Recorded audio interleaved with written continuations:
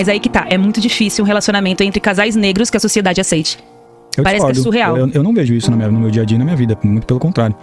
O que eu vejo normalmente são pessoas de etnias semelhantes se relacionando e negros com negros normalmente. É uma coisa que eu vejo mais comum.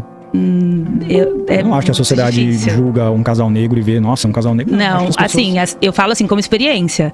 A gente tá passando na rua de mão dada, se tem um cara negro com uma mulher branca passando, ele olha pra gente, encara meu noivo, assim, olha assim. Tipo, cara, porque é um ato revolucionário. Porque se você parar pra pensar hoje, a maioria dos negros não são herdeiros. Nós não somos herdeiros de nada, gente. É tudo na raça, é tudo na marra. E ainda que nós tenhamos alguma coisa, a nossa pele vai na frente. Então, tipo, pra gente conseguir um cara que aceite começar com a gente do zero é muito difícil. Só que um homem negro, bem sucedido, com carro, com moto, faculdade, qualquer mulher quer. Só que aquele negro ferrado da favela, que tá no farol pedindo dinheiro pra fazer faculdade, que tá vendendo brigadeiro na Paulista porque não tem grana pra pagar a facu. Que mina que vai ser esse cara? Então, as mulheres negras querem esse cara também, será? Sim, eu discordo. Você acha que a mulher se sente mais realizada com uma família, com filhos, com um cara que ela gosta ou com uma carreira, com um trabalho? Depende de como ela foi criada. A minha mãe, ela me criou sozinha. Então, eu não tive meu pai ali presente. Então, Pode só falar mais perto, por gentileza? Então, eu acho que, assim, a maioria das pessoas, nós somos influenciados pelos nossos pais.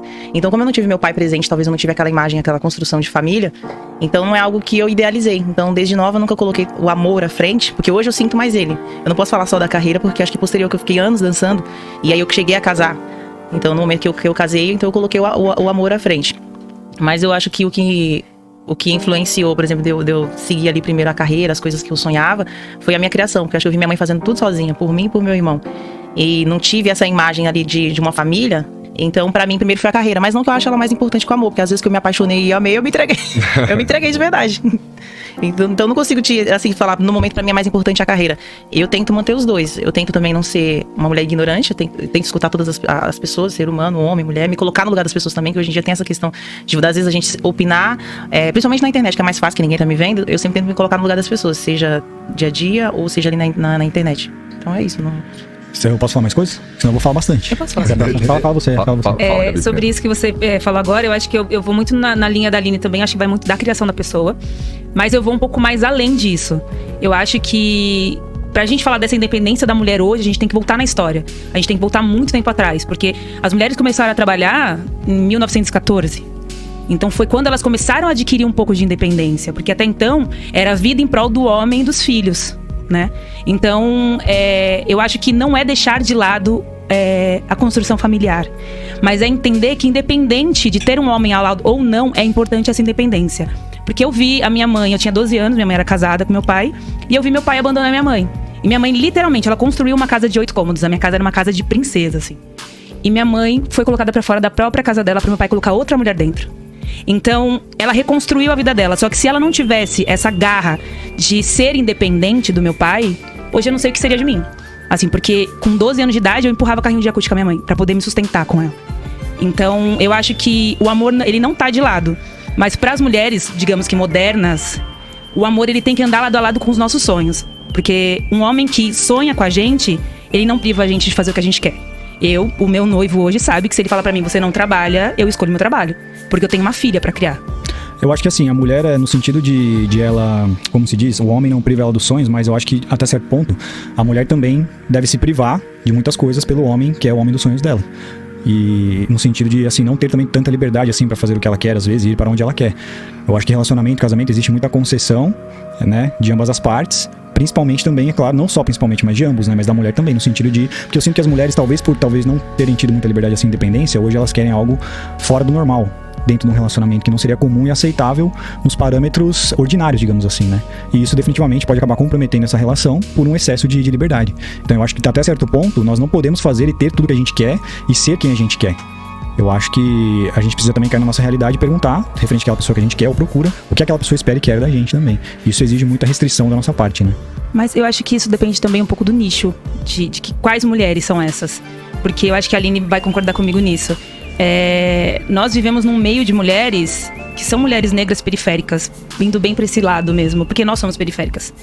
E a maioria das mulheres negras periféricas, aos 30, nunca receberam flores ou tiveram um namorado. É muito surreal, e a grande maioria também é mãe solteira. Então, eu entendo o que você está falando, Mas nós, mulheres negras, sonhamos com esse momento de ter um homem ao lado pra falar: esse cara me assume, esse cara quer estar do meu lado. Você pode ver que no Insta, uma coisa, você rolando o dedo lá, quantos casamentos de mulheres negras você vê? Eu não... É muito raro. Certo. É muito raro. O que pega na sua visão, assim, Gabi? É porque tem um lance de história, é um negócio histórico que pega a o mulher negócio. negra ainda ela é muito preterida, né? Aquela mulher que é vista como objeto sexual. E a gente tem muito cuidado com isso. A gente se veste pra gente, mas nós somos vistas pelos outros de uma forma sexual. Então, o homem, ele pode namorar 300 mulheres, mas na hora de assumir, ele não vai assumir a mulher negra. Mas mesmo o homem negro também, ou não? Em muitas situações. Ah, é? Eu uma vez ouvi de um amigo que muitos homens negros têm a síndrome do Cirilo. É aquele cara que conquistou a faculdade, que conquistou o carro, conquistou tudo na vida, mas ele não tem a Maria Joaquina do lado. E o que ele faz? Quando ele conquista tudo isso, ele larga tudo que ele já conquistou, que no caso é aquela mulher da periferia que correu com ele, que fez, aconteceu, e ele larga tudo isso pra ficar com uma mulher padrão, que é o que é a mulher padrão? Essa mulher que a revista mostra, que a televisão mostra. São mulheres que não somos nós. Porque hoje a gente pessoa fala... entender, a branquinha, do olho claro, É isso. né? É exatamente isso. É exatamente isso. E hoje em dia, nós, mulheres negras, eu falo enquanto negra mesmo, assim. Vou até ficar evitando ficar sendo taxativa. Vamos, pode falar. Mas a gente luta pelo direito de amar. O nosso amor não é um amor romântico. É um amor revolucionário. A gente não tem espaço pra ter aquele amor romântico de receber flores. A gente tem um ato de resistência diariamente. Eu ando com meu noivo na rua. Se um dia você sair com a gente vai marcar esse rolê pra você entender o que eu tô falando. As pessoas olham pra gente como se não pudesse acontecer isso. Mas o seu noivo, ele não é negro. Ele é negro. Ele é um homem negro. Mas aí que tá. É muito difícil um relacionamento entre casais negros que a sociedade aceite. Eu Parece que é discordo. surreal. Eu não vejo isso no meu dia a dia e na minha vida. Muito pelo contrário. O que eu vejo normalmente são pessoas de etnias semelhantes se relacionando e negros com negros normalmente. É uma coisa que eu vejo mais comum. Eu não acho que a sociedade julga um casal negro e vê, nossa, um casal negro. Não, assim, eu falo assim, como experiência. A gente tá passando na rua de mão dada, se tem um cara negro com uma mulher branca passando, ele olha pra gente, encara meu noivo, assim, olha assim.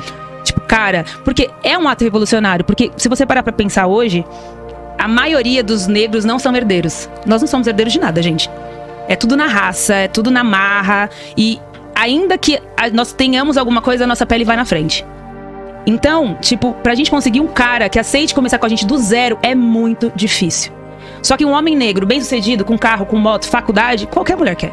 Só que aquele negro ferrado da favela, que tá no farol pedindo dinheiro pra fazer a faculdade, que tá vendendo brigadeiro na Paulista porque não tem grana pra pagar a facu. Que mina que vai assumir esse cara? Então, as mulheres negras querem esse cara também, será? Sim. Eu discordo. Não, Aline?